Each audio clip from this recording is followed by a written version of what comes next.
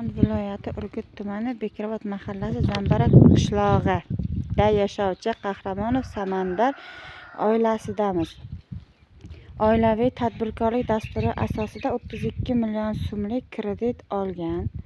Avtomobil yuvish shoxobchasi tashkil qilingan.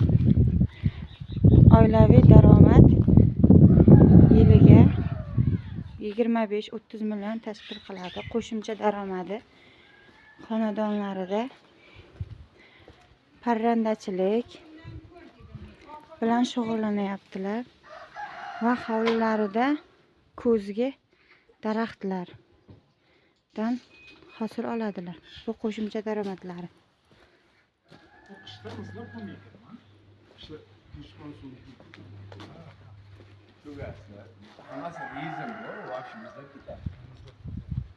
Mana onun içinde astıklar koptu. Çıkartılıydı ha koşu.